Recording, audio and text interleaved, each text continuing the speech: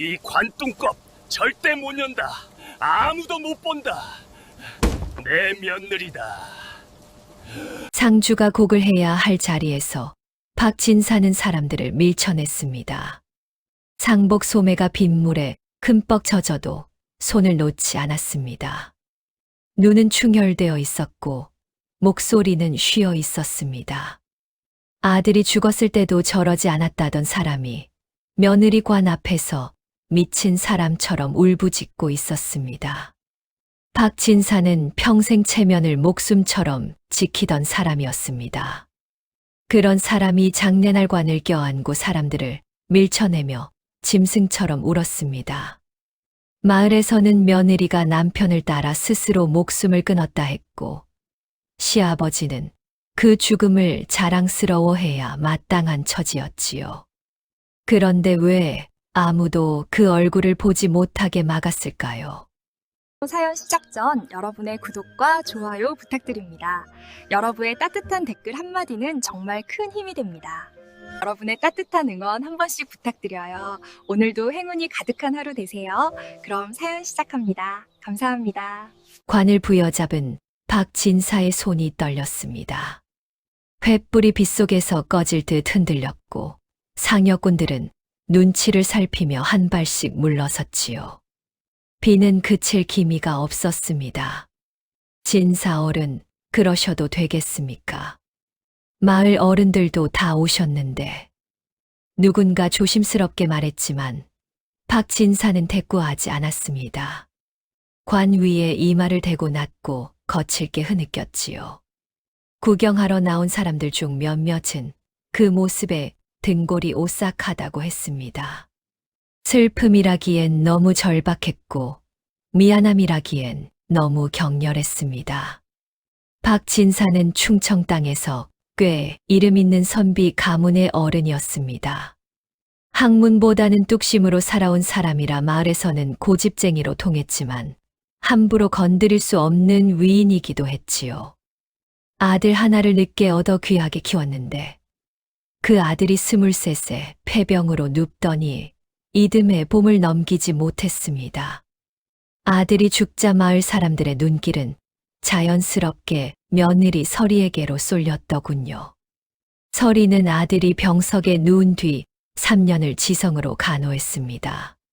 시부모 앞에서 한 번도 눈물을 보이지 않았고 밥 한 끼 거르지 않고 탕약을 다렸지요.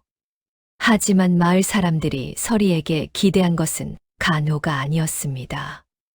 남편이 죽으면 아내도 따라 죽어야 한다는 것이었습니다. 충청고을에 그런 일이 없었던 것은 아니었습니다. 몇 해 전 이웃 마을 과부가 남편 무덤 앞에서 독을 마셨다는 소식이 들려왔고 고을원은 열려문을 세워 그 집안을 포상했지요. 그 뒤로 분위기가 이상하게 흘렀습니다. 마치 남편 잃은 여자가 살아있으면 불효라도 되는 듯이 말입니다. 서리의 시어머니 박씨 부인도 처음에는 며느리를 붙들고 울었습니다. 살아야 한다고 살아서 집안을 지켜달라고 했지요. 그런데 친척들이 드나들기 시작하면서 말이 달라졌습니다. 이웃 안악들이 마루 끝에 앉아 수군거렸습니다. 열려문이 서면 가문이 빛난다는데 그 집 며느리는 어찌 할 셈인가. 소문은 서리의 귀에도 들어갔습니다. 박진사가 그 소리를 처음 들은 것은 사랑채에서 혼자 술을 마시던 밤이었습니다. 안채 쪽에서 낮게 웅성거리는 소리가 들렸고 그는 발걸음도 없이 귀를 기울였지요. 어머님, 저도 압니다. 지아비를 따르는 것이 도리인 줄 압니다. 서리의 목소리였습니다. 박진사는 술잔을 내려놓았습니다. 그러나 어머님, 저는 아직 22입니다. 그 말이 끝나자 안채가 조용해졌습니다. 박진사는 방 안에서 움직이지 않았더군요. 손가락이 술상 모서리를 꼭 쥐고 있었습니다. 분위기는 가라앉지 않았습니다. 사촌 조씨가 드나들기 시작했고 그것이 박진사의 심기를 더 불편하게 만들었지요. 조 씨는 박진사와 어릴 때부터 사이가 틀어진 집안이었습니다. 박진사에게 아들이 없었다면 가문의 재산은 조 씨 쪽으로 넘어갈 처지였는데 뒤늦게 아들이 생기자 조 씨는 그것을 대놓고 못마땅하게 여겼습니다. 그 아들마저 죽자 조 씨는 다시 움직이기 시작했더군요. 형님, 설의 어머니 수절을 결심했다는 소문이 들리던데요. 가문이 빛나겠습니다. 허허. 조 씨가 마루에 앉아 담뱃대를 두드리며 웃었습니다. 설이가 죽으면 아들 없는 집안의 재산은 자연히 조 씨 쪽으로 흘러간다는 계산이 그 웃음 뒤에 숨어 있었지요. 박진사는 그 웃음을 보았습니다. 그리고 아무 말도 하지 않았습니다. 그날 밤이었습니다. 박진사가 뒷마당을 지나다 안채 귀퉁이에서 설이를 보았습니다. 설이는 쪼그리고 앉아 무릎 사이에 얼굴을 묻고 있었지요. 울지도 않았습니다. 그저 조용히 앉아 있었는데 그 모습이 이미 죽기로 결심한 사람처럼 보였습니다. 박진사는 발걸음을 멈췄습니다. 설이가 고개를 들었습니다. 시아버지와 며느리가 어둠 속에서 눈이 마주쳤지요. 설이는 아무 말도 하지 않았습니다. 그 눈이 이렇게 말하고 있었습니다. 살고 싶다고. 박진사는 그날 밤 사랑채에서 한숨도 자지 않았습니다. 사흘 뒤 마을에 소문이 퍼졌습니다. 박진사 댁 며느리가 남편을 따라갔다는 소문이었습니다. 사람들이 문상을 오자 박진사는 상주 자리에 앉아 통곡했습니다. 시어머니는 안채에서 기절했다는 소리가 들렸고 곡소리가 집 밖까지 울려 퍼졌지요. 마을 어른들은 열녀가 났다며 손을 모았고 조 씨는 조문 자리에서도 눈을 빛내며 관을 향해 시선을 던졌습니다. 그런데 박진사는 관 뚜껑을 열지 않았습니다. 아무리 청해도 어른이 와도 박진사는 관 앞에 버티고 서서 허락하지 않았지요. 내 며느리다. 다들 물러서시오. 조 씨가 슬며시 다가왔습니다. 형님, 워낙 훌륭한 며느리였으니 마지막으로 한 번쯤 뵈어야 하지 않겠습니까? 박진사가 돌아보았습니다. 조 씨의 눈에 의심이 차 있었습니다. 못 본다. 목소리는 낮고 흔들리지 않았습니다. 장례는 그날 저녁 서둘러 치러졌습니다. 비가 쏟아지는 밤이었는데 박진사는 상여꾼들을 재촉하며 산 중턱의 외진 자리에 관을 묻었지요. 봉분이 올라가는 동안 박진사는 삽을 빼앗아 직접 흙을 덮었습니다. 손이 피가 날 만큼 삽자루를 쥐었더군요. 봉분이 완성되자 박진사는 그 앞에 무릎을 꿇고 이마를 땅에 대었습니다. 상여꾼들은 영문을 몰랐습니다. 박진사가 며느리를 그토록 아꼈다는 소리는 들은 적이 없었기 때문이었지요. 비는 밤새 그치지 않았습니다. 다음 날 새벽 무덤가를 지키던 마을 청년이 박진사에게 달려와 숨을 헐떡이며 말했습니다. 봉분 쪽에서 무언가 긁는 소리가 들렸다고, 틀림없이 땅속에서 나는 소리 같다고 하였습니다. 박진사는 청년의 말이 끝나기도 전에 도포 자락을 쥐어들고 산길을 올랐습니다. 새벽 안개가 발목까지 차 있었고 봉분 앞에 이르자 박진사는 걸음을 멈추고 귀를 세웠지요. 아무 소리도 들리지 않았습니다. 바람 소리, 나무십 스치는 소리뿐이었습니다. 박진사는 봉분 앞에 쪼그리고 앉아 손바닥을 클 위에 얹었습니다. 차갑고 단단했습니다. 그는 천천히 일어서서 뒤따라온 청년을 돌아보았습니다. 내가 잘못 들은 것이다. 내려가거라. 청년은 무언가 더 말하려다 박진사의 눈빛을 보고 입을 닫았습니다. 혼자 남겨진 박진사는 한참을 그 자리에 서 있었지요. 그의 눈이 봉분 오른쪽 끝을 향해 잠깐 머물렀습니다. 그것뿐이었습니다. 소문은 생각보다 빠르게 번졌습니다. 무덤에서 긁는 소리가 들렸다는 청년의 말이 마을 우물가를 한 바퀴 돌고 나자 저녁 무렵에는 귀신 이야기가 되어 있었습니다.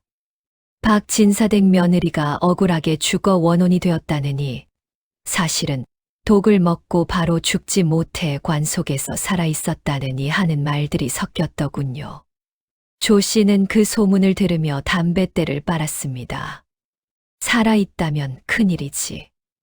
안 그렇소, 옆집 어른? 조 씨가 능청스럽게 웃으며 말했지만 그 말 속에는 날이 서 있었습니다.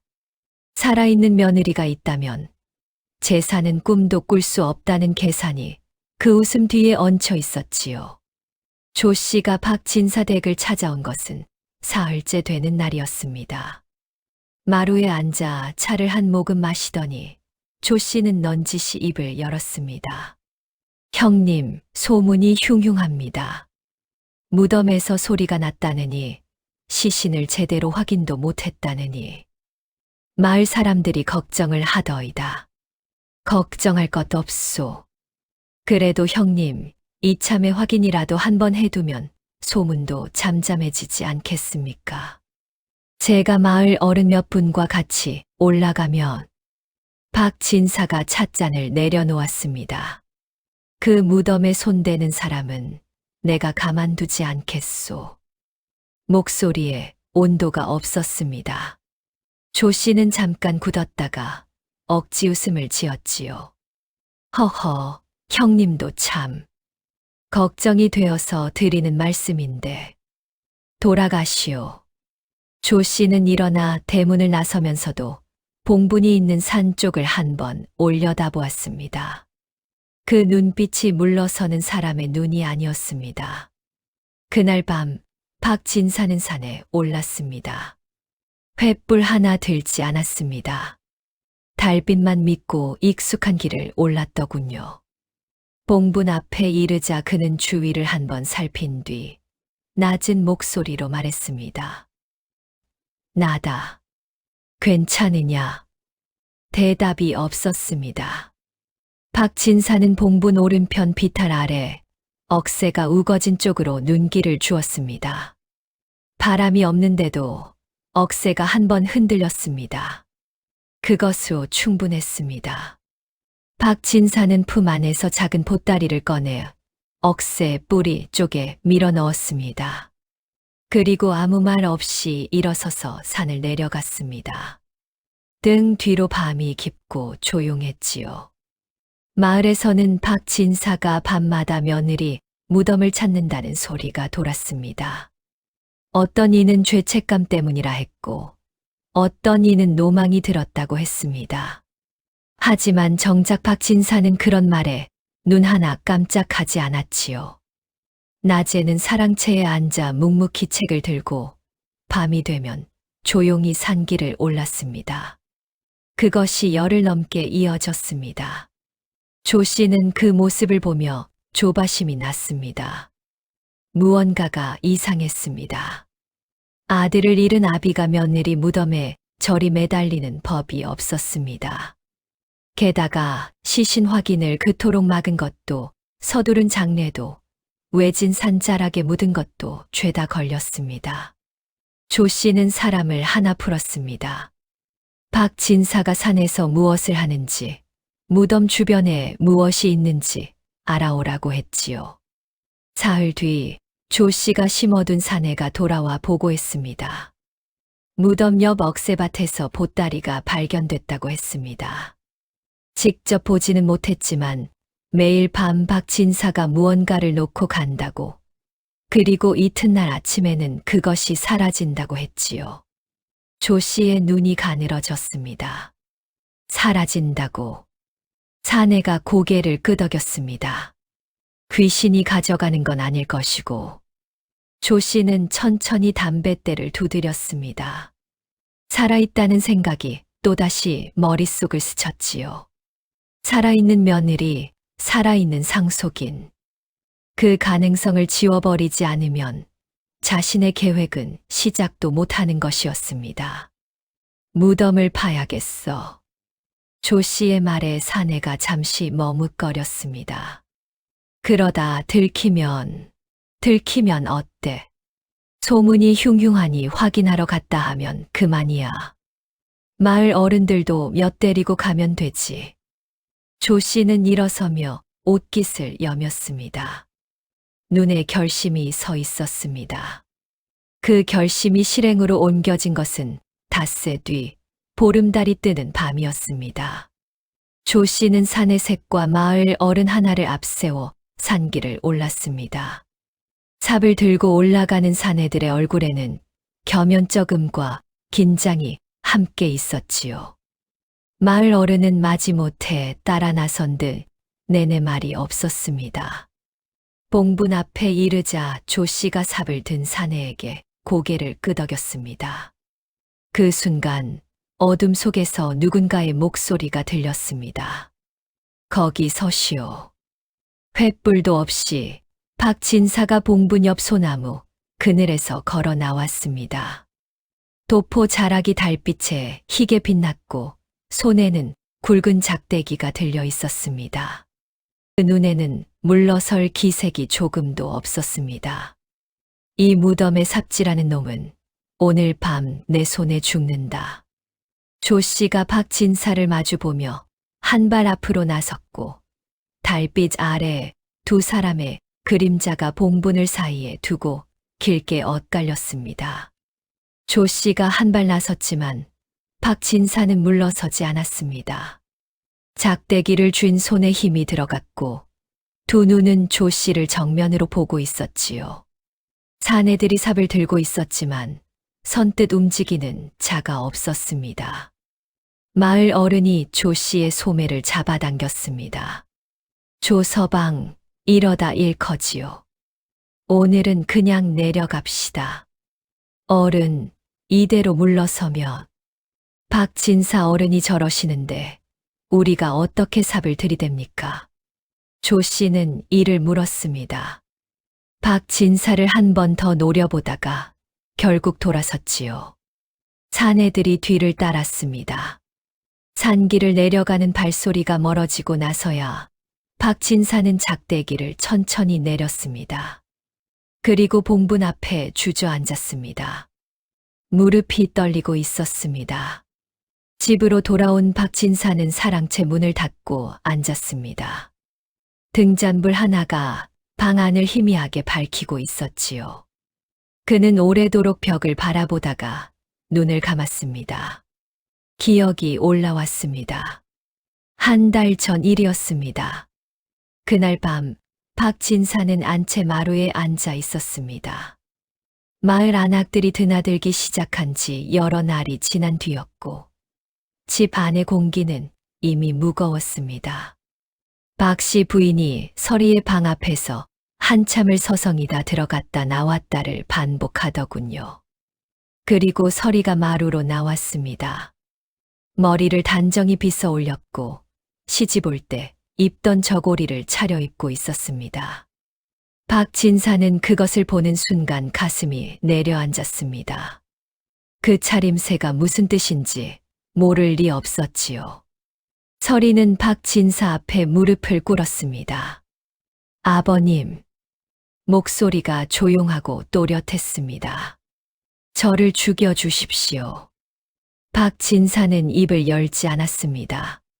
제 손으로 하기가 두렵습니다. 아버님이 해주신다면 원망 없이 가겠습니다. 박 씨 부인이 안채 문 뒤에서 듣고 있었습니다. 크느끼는 소리가 새어나왔지요. 박진사는 한동안 서리를 내려다보다가 천천히 마루에서 일어났습니다. 그리고 방으로 들어가 문을 닫았습니다. 서리는 그 자리에 무릎을 꿇은 채로 기다렸습니다. 한 식경이 지났습니다. 방문이 다시 열리지 않았지요. 서리는 천천히 일어나 뒷마당으로 나갔습니다.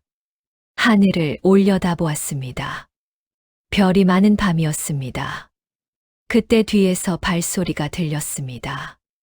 박진사였습니다. 그는 말없이 서리 옆에 서더니 품 안에서 작은 천 주머니를 꺼내 서리의 손에 쥐어 주었습니다. 묵직한 무게였지요. 서리가 손을 펼쳐보니 엽전 꾸러미였습니다. 이게... 박진사는 대답하지 않았습니다. 대신 낮고 느린 목소리로 말했습니다. 사흘 뒤 밤 후원 쪽 문 열어두겠다. 서리가 고개를 들었습니다. 박진사는 이미 돌아서고 있었습니다. 아버님. 박진사가 걸음을 멈췄지만 돌아보지 않았습니다. 살아야 한다. 어디서든. 그것이 전부였습니다. 박진사와 박씨 부인이 사흘 동안 한 일은 마을 사람들이 짐작조차 못할 것들이었습니다. 관을 짰습니다. 목수를 부르지 않고 박진사가 직접 뒷마당에서 밤새 못질을 했지요. 관 속에는 서리의 옷까지 몇 벌과 나무 토막을 채워 넣었습니다. 무게가 사람 하나와 얼추 맞아야 했습니다. 박씨 부인은 마을 안악들에게 며느리가 독을 마셨다고 알렸습니다. 울음을 섞어가며 말했고 안악들은 그 울음을 고지들었지요. 소문은 박씨 부인이 심은 대로 퍼져나갔습니다. 서리는 사흘 동안 뒷방에 있었습니다. 밥도 먹지 않았고 소리도 내지 않았습니다. 그 방이 이 세상에서 그녀가 마지막으로 머무는 자리라는 것을 알고 있었지요. 다만 이번에는 죽으러 가는 것이 아니었습니다. 사흘째 밤이 되었습니다. 박진사가 후원 쪽 문 앞에 섰습니다. 달이 구름에 가려 어두운 밤이었지요. 쪽문을 열었습니다. 서리가 나왔습니다. 소복을 벗고 수수한 무명 저고리를 입고 있었습니다. 머리에 수건을 둘렀고 짐은 작은 보따리 하나뿐이었지요. 두 사람은 말이 없었습니다. 박진사가 쪽문 바깥을 한번 살피고는 서리에게 눈짓을 했습니다. 서리가 고개를 숙였습니다. 그 고개가 오래도록 올라오지 않았지요. 가거라. 서리가 고개를 들었을 때 눈물이 뺨을 타고 내리고 있었습니다. 박진사는 그 눈물을 보지 않으려는 듯 고개를 옆으로 돌렸습니다. 서리는 돌아서서 어둠 속으로 걸어 들어갔습니다. 발소리가 조용히 멀어졌고 이내 아무것도 들리지 않았습니다. 박진사는 쪽문을 닫고 오래도록 그 자리에 서 있었습니다. 등잔불이 기울었습니다. 박진사는 눈을 뜨고 천장을 보았습니다. 기억이 거기서 끊겼지요. 그 뒤에 한 일들, 곡을 하고 장례를 치르고 관을 묻은 것들은 굳이 떠올리지 않아도 몸이 기억하고 있었습니다. 문제는 조 씨였습니다. 한 번 물러섰다고 해서 포기할 사람이 아니었습니다. 오늘 밤 작대기 하나에 막혔지만 다음번에는 마을 어른을 더 데려올 것이고 그 다음에는 관아에 고할 수도 있었지요. 무덤을 파헤쳐 관 속에 나무 토막이 들어있다는 것이 드러나는 날 박진사 가문은 끝이었습니다. 그리고 서리가 살아있다는 것이 알려지면 서리는 다시 찾아낼 것이었습니다. 박진사는 조 씨가 포기하게 만들어야 했습니다. 작대기로는 안 된다는 것을 알고 있었지요. 이튿날 아침 박씨 부인이 사랑채로 들어왔습니다. 얼굴이 수척했습니다. 영감, 어젯밤 조 씨가 올라왔다는 거 저도 들었어요. 이러다가 정말 걱정 마시오. 어떻게 걱정을 안 해요. 무덤을 파면 다 드러나는데. 박진사는 창밖을 보았습니다. 마당 구석에 아직 아침 안개가 남아 있었습니다. 드러나기 전에 조 씨가 그 무덤 근처에 얼씬도 못하게 만들면 돼요. 박씨 부인이 눈을 가늘게 떴습니다. 어떻게요? 박 진사가 천천히 돌아보았습니다. 그 눈에 무언가 단단한 것이 들어 있었지요. 사람은 모르는 것보다 두려운 것에 더 빠르게 물러서는 법이요. 그날 저녁 박 씨 부인은 마을에서 가장 입이 가벼운 안악을 찾아가 낮은 목소리로 말을 건넸고, 그 말은 이튿날 해가 지기 전에 마을 전체를 한 바퀴 돌았습니다.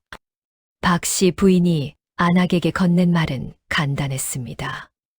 며느리 서리의 원혼이 무덤 주변을 떠돌고 있다는 것이었지요. 밤마다 산발한 채로 나타나 무덤을 건드리려는 자를 쫓는다고. 박 진사가 밤마다 무덤을 지키는 것도 사실은 원혼을 달래기 위해서라고 했습니다. 말 끝에 박 씨 부인은 눈물을 훔치며 덧붙였지요. 우리 며느리가 억울하게 간 것이 맞나 봐요. 그러니 절이 떠도는 거겠지요. 안악은 집으로 돌아가는 길에 이웃의 집에 들렀습니다. 소문은 박 씨 부인이 예상한 것보다 훨씬 빠르게, 그리고 훨씬 풍성하게 부풀어 올랐습니다. 어느 나무꾼은 새벽에 산길을 오르다 하얀 형체를 보았다고 했고, 어느 아이는 밤에 창밖에서 긴 머리카락이 스치는 소리를 들었다고 했습니다. 본 사람도 들은 사람도 저마다 조금씩 다른 이야기를 보탰지요. 마을 사람들은 해가 지면 그 산 쪽을 아예 쳐다보지 않으려 했습니다. 조 씨는 그 소문을 듣고 코웃음을 쳤습니다. 귀신이 어딨어. 박 진사 영감이 꾸며낸 거지. 하지만 함께 무덤을 파러 갔던 사내 셋 중 하나가 열이 나서 누웠다는 소식이 들려왔습니다. 또 다른 하나는 그날 밤 이후로 산 쪽으로는 발길을 끊었다고 했지요. 조 씨는 못마땅했지만 내색하지 않았습니다. 무덤은 반드시 파야 했습니다. 보름이 지났습니다. 조 씨는 이번에는 돈을 썼습니다. 마을 사람이 아니라 고을 장터에서 일당을 받고 일하는 사내들을 구했지요. 귀신 소문 같은 것은 듣지도 못한 사람들이었고, 돈 앞에서는 겁도 없어 보였습니다. 나를 잡은 것은 금음날 밤이었습니다. 달이 없어 어두운 밤을 택한 것이지요. 조 씨는 산에 5을 앞세우고 산길을 올랐습니다. 횃불을 들었지만 바람이 심해 불꽃이 자꾸 눕혔습니다. 봉분까지는 그리 먼 길이 아니었지만 올라갈수록 발 아래 나뭇가지 꺾이는 소리가 크게 들렸지요. 사내 하나가 걸음을 늦췄습니다. 저기 뭔가 있지 않소. 봉분 앞쪽 소나무와 억새가 엉킨 자리에 흰 것이 서 있었습니다. 횃불 빛이 닿을 듯 말 듯 한 거리였습니다. 처음에는 안개인가 싶었지요. 그런데 안개치고는 형태가 너무 뚜렷했습니다. 키가 사람만 했고 산발한 머리카락처럼 보이는 것이 바람에 흔들렸습니다. 움직이지는 않았습니다. 다만 거기 서 있었지요. 사내 하나가 횃불을 앞으로 내밀었습니다. 그 순간 흰 형체가 고개를 돌렸습니다. 사내들이 한꺼번에 뒤로 물러섰습니다. 횃불 하나가 땅에 떨어지며 꺼졌지요. 누군가 낮게 신음했고 누군가는 이미 산길을 내려가고 있었습니다. 조 씨는 그 자리에 굳어 서 있었습니다. 흰 형체는 움직이지 않았습니다. 그저 조 씨를 향해 고개를 돌린 채 서 있었지요. 바람이 불었고 머리카락처럼 보이는 것이 다시 흔들렸습니다. 조 씨의 입에서 소리가 나오지 않았습니다. 그때 형체가 한 발 앞으로 나섰습니다. 조 씨는 돌아서서 뛰었습니다. 산길을 내려오는 조 씨의 발이 돌부리에 걸렸습니다. 넘어지면서 손바닥을 짚었고 일어나지도 않고 기다시피 내려왔지요. 사내들은 이미 산 아래까지 내려가 있었습니다. 조 씨가 합류하자 아무도 말이 없었습니다. 한참 뒤에 사내 하나가 떨리는 목소리로 말했습니다. 나는 못하겠소. 돈을 돌려줘도 좋소. 다른 사내들도 고개를 끄덕였습니다. 조 씨는 반박할 말이 없었습니다. 자신도 보았으니까요. 봉분 뒤편 소나무 그늘에서 서리가 흰 무명 두루마기를 벗었습니다. 손이 약간 떨렸습니다. 심장이 빠르게 뛰고 있었지요. 사내들이 뛰어내려가는 소리가 멀어지는 것을 확인하고 나서야 그녀는 긴 숨을 내쉬었습니다. 박진사가 억새밭 쪽에서 걸어 나왔습니다. 두 사람은 말없이 마주 보았습니다. 박진사가 먼저 입을 열었습니다. 다쳤느냐? 아닙니다, 아버님. 서리의 목소리가 낮게 떨렸습니다. 박진사는 고개를 끄덕이고 산 아래를 내려다보았지요. 저 정도면 조 씨가 다시 올라오기 힘들겠다. 그래도 완전히 포기할까요? 조 씨가 관아에 가려면 근거가 있어야 한다. 무덤을 파겠다고 했다가 귀신에 쫓겼다는 소리를 고을원 앞에서 할 수 있겠느냐. 서리는 작게 웃었습니다. 오랜만에 짓는 웃음이었지요. 박진사가 돌아보았습니다. 그 웃음을 보더니 이내 눈길을 거두었습니다. 목소리가 조금 낮아졌습니다. 이제 곧 떠나야 한다. 너무 오래 여기 있으면 위험해. 서리의 웃음이 가라앉았습니다. 알고 있습니다. 서리가 이 산 근처에 숨어 있었던 것은 박진사의 계획이었습니다. 처음부터 멀리 보낼 수 없었지요. 갑자기 고을을 벗어난 여자가 있으면 소문이 났고 조 씨가 풀어둔 눈이 있었습니다. 그래서 박진사는 서리를 산 아래 빈 화전민 움막에 숨겨두었습니다. 매일 밤 보따리에 먹을 것을 넣어 억새밭에 두었고 서리는 그것을 가져다 버텼지요. 그러나 그것도 한계였습니다. 날이 풀리면 화전민들이 돌아올 것이었고 조 씨는 사람을 더 풀 수도 있었습니다. 서리는 이제 진짜로 이 고을을 떠나야 했습니다. 박진사는 보따리 하나를 내밀었습니다. 첫날 쥐어준 것보다 훨씬 묵직했습니다. 이것이면 한양까지 갈 수 있을 것이다. 거기서 먼 친척 되는 사람을 찾아가거라. 내 편지를 미리 보내두었느니라. 서리가 보따리를 받으며 손이 멈췄습니다. 아버님은 괜찮으시겠습니까? 박진사가 잠깐 멈칫했습니다. 나는 괜찮다. 그 말이 너무 빨리 나왔지요. 서리는 그날 밤 산을 내려갔습니다. 박진사는 봉분 앞에 서서 그 발소리가 완전히 사라질 때까지 기다렸습니다. 바람이 불었고 억새가 흔들렸습니다. 봉분은 조용했지요. 박진사는 무릎을 꿇었습니다. 이마를 땅에 대지는 않았습니다. 그냥 앉아서 하늘을 보았습니다. 별이 많은 밤이었습니다. 서리가 뒷마당에서 하늘을 올려다보던 그 밤과 비슷한 하늘이었지요. 그는 오래도록 거기 앉아 있었습니다. 이튿날 아침 박진사댁 대문 앞에 고을 관아의 사령 둘이 나타났는데 그 뒤에 조 씨가 의기양양한 얼굴로 서 있었습니다. 사령 둘이 대문 앞에 서 있었고 조 씨는 그 뒤에서 팔짱을 낀 채 박진사를 내려다보았습니다. 형님, 이번에는 관아에서 나오셨습니다. 사사로이 막으실 수는 없지요. 사령 중 하나가 문서를 꺼냈습니다. 고을원의 명이라고 했지요. 며느리 시신 확인이 제대로 이루어지지 않았다는 신고가 들어왔으니 무덤을 열어 확인하겠다는 내용이었습니다. 박진사는 문서를 받아 한 번 읽고 사령에게 돌려주었습니다. 알겠소. 올라갑시다. 조 씨가 눈썹을 올렸습니다.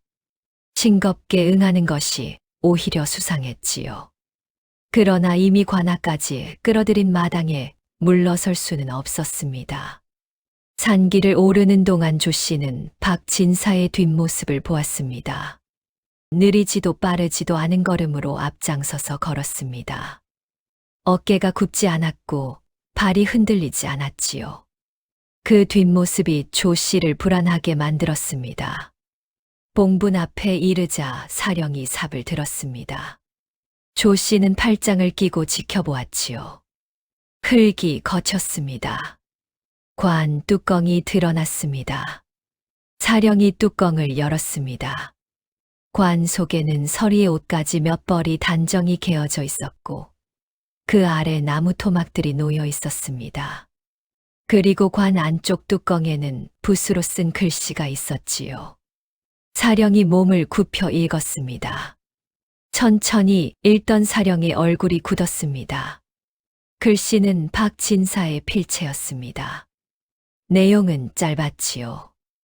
이 관 속에 시신이 없음을 고을 원께 고합니다. 며느리 서리는 죽지 않았습니다. 본인이 살려보냈습니다. 죄는 며느리에게 없으며 모든 책임은 시아버지 박모에게 있습니다. 고을 원께서 벌하신다면 달게 받겠습니다. 사령이 문서를 접어 품에 넣었습니다. 그리고 박진사를 돌아보았지요. 박진사는 봉분 앞에 똑바로 서 있었습니다. 조 씨의 얼굴이 하얗게 변했습니다. 형님, 이게 무슨 짓입니까? 스스로 고하다니. 내가 한 일이니 내가 고하는 것이 맞지요. 박진사의 목소리는 흔들리지 않았습니다. 박진사는 그날로 관아에 출두했습니다. 고을원은 사안이 가볍지 않다고 했습니다. 가짜 장례를 치르고 마을을 속인 것은 분명한 죄였지요. 그러나 며느리를 죽음으로 내몬 것이 마을의 압박이었다는 정황도 기록에 남겼습니다. 박진사는 관아 마당에 무릎을 꿇고 고을원의 판결을 기다렸습니다. 벌은 가문의 호적 정리와 재산 일부 몰수였습니다. 선비 가문으로서는 뼈아픈 처분이었지요. 조 씨는 그 자리에서 자신이 노린 재산의 절반이 관아로 넘어가는 것을 지켜보았습니다. 가짜 장례를 빌미로 박진사 가문 전체를 삼키려던 계획은 오히려 박진사 스스로의 자백으로 인해 조 씨 자신이 노린 재산의 출처까지 관아에 들여다보이는 꼴이 되었습니다. 조 씨가 수년간 박진사 가문의 경계를 넘보며 관리들에게 뿌려둔 뒷돈이 조사 과정에서 불거졌고 고을원은 조 씨에게도 별도의 벌을 내렸습니다. 마을에서 조 씨의 이름은 그 뒤로 입에 올리는 사람이 없어졌지요. 재산도 체면도 마을에서의 자리도 한꺼번에 무너졌습니다. 박진사는 관아에서 돌아온 뒤 많은 것이 달라졌습니다. 가문의 이름은 빛을 잃었고 선비들의 모임에서도 발길이 끊겼지요. 박 씨 부인은 그것을 내색하지 않았습니다. 두 사람은 예전보다 작아진 집에서 조용히 살았습니다. 그런데 이상한 일이 있었습니다. 고을원이 판결문을 정리하면서 박진사가 며느리를 살린 경위를 상세히 기록했습니다. 그 기록이 인근 고을까지 알려지면서 어떤 사람들은 박진사를 손가락질했지만 어떤 사람들은 달리 보기 시작했지요. 특히 며느리에게 수저를 강요하는 분위기를 불편하게 여기던 이들이 박진사의 이야기를 다르게 읽었습니다. 그리고 몇 해가 지나 고을에 열려문 하나가 세워졌습니다. 박진사는 그 열려문 앞에 설 때마다 한참을 바라보다 돌아섰습니다. 그 얼굴이 자랑스럽지도 부끄럽지도 않은 표정이었지요. 그냥 오래되고 무거운 얼굴이었습니다. 세월이 흘렀습니다. 박 씨 부인이 먼저 세상을 떴고 박진사는 혼자 남았습니다. 몸이 눈에 띄게 쇠해진 것은 그 뒤부터였지요. 봄이 지나고 여름이 오는 동안 박진사는 자리에 눕는 날이 많아졌습니다. 어느 가을 오후였습니다. 대문 밖에서 인기척이 났습니다. 하인이 나가 보더니 들어와 고했지요. 어른, 손님이 오셨습니다. 귀한 차림의 부인이신데 뵙기를 청하십니다. 박진사는 일어나 앉았습니다. 몸을 일으키는데 시간이 걸렸지요. 방문이 열렸습니다. 여인은 중년이었습니다. 머리에 비녀를 꽂고 비단 저고리를 입었으며 그 뒤로 키가 훤칠한 젊은 사내가 따라 들어왔습니다. 여인의 눈가에 주름이 있었고 걸음걸이가 단정했지요. 박진사는 그 얼굴을 보았습니다. 한참을 보았습니다. 그리고 손이 이불 위에서 천천히 떨렸습니다. 여인이 박진사 앞에 무릎을 꿇었습니다. 그 자세가 20년 전 뒷마당에서 보았던 자세와 같았지요. 아버님, 설이였습니다. 박진사는 말을 하지 못했습니다. 설이가 고개를 들었을 때 두 사람의 눈이 마주쳤습니다. 설이의 눈에서 눈물이 흘렀지요. 소리 없이 흘렀습니다. 살았구나. 박진사의 목소리가 갈라졌습니다. 그 두 마디가 전부였습니다. 설이가 박진사의 손을 두 손으로 감쌌습니다. 차고 마른 손이었습니다. 설이는 그 손을 꼭 쥐고 이마에 댔지요. 뒤에 서 있던 젊은 사내가 조용히 무릎을 꿇었습니다. 설이가 한양에서 얻은 아들이었습니다. 20이 넘어 보이는 사내가 박진사를 향해 이마를 바닥에 댔지요. 박진사는 그 사내를 보았습니다. 그리고 다시 설이를 보았습니다. 잘 살았느냐? 설이가 고개를 끄덕였습니다. 끄덕이면서 울었습니다. 아버님 덕분에 살았습니다. 아버님 덕분에 이 아이도 낳았습니다. 박진사는 그날 저녁 설이 모자와 함께 밥을 먹었습니다. 오랜만에 밥상이 따뜻했지요. 박진사는 많이 먹지 못했지만 수저를 놓지 않았습니다. 설이가 반찬을 집어 올리면 받아 먹었고 젊은 사내가 술을 따르면 한 모금 마셨습니다. 밤이 깊어 설이가 자리를 봐드리겠다고 일어서자 박진사가 말했습니다. 오래 있을 수 있느냐? 설이가 잠깐 멈추었다가 대답했습니다. 네, 아버님. 오래 있겠습니다. 박진사는 고개를 끄덕이고 눈을 감았습니다. 그 얼굴에서 오래 묵은 무언가가 천천히 빠져나가는 것 같았지요. 박진사는 그 겨울을 넘기지 못했습니다. 설이는 임종 자리를 지켰습니다. 박진사의 손을 잡고 밤새 곁에 앉아 있었지요. 새벽이 올 무렵 박진사는 눈을 뜨지 않은 채 낮게 말했습니다. 춥지 않으냐? 설이가 대답했습니다. 춥지 않습니다, 아버님. 박진사는 그 말을 듣고 숨을 고르더니 그대로 조용해졌습니다. 봄이 되어 설이는 아들과 함께 산에 올랐습니다. 봉부는 여전히 거기 있었고 20년 세월의 풀이 무성하게 덮여 있었지요. 설이는 봉분 앞에 무릎을 꿇고 오래 앉아 있었습니다. 그 안에 아무것도 없다는 것을 알고 있었지만 그래도 그 자리가 박진사의 자리처럼 느껴졌습니다. 아들이 봉분 옆 억새를 손으로 쓸어내리는 동안 설이는 20년 전 뒷겨 쪽문 앞에서 들었던 그 말을 떠올렸습니다.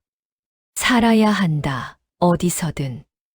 마을 어귀에는 열여문이 여전히 서 있었지만 정작 그 이름에 담긴 사람은 살아서 아들을 낳고 봄볕 아래 산을 내려오고 있었습니다. 오늘 박진사의 이야기 어떠셨나요? 말 한마디 없이 삽을 들고 욕을 먹으면서도 끝까지 무덤을 지킨 그 노인이 사실은 누구보다 사람을 깊이 아끼던 사람이었다는 것. 그것이 오늘 제가 이 이야기를 꺼낸 이유입니다. 여러분의 구독과 좋아요는 정말 큰 힘이 됩니다. 영상 아래 구독 버튼 꾹 눌러주세요. 다음에도 오래 묵은 이야기, 마음에 남는 사연으로 찾아뵙겠습니다. 오늘도 수고하셨습니다. 끝까지 시청해 주셔서 고맙습니다.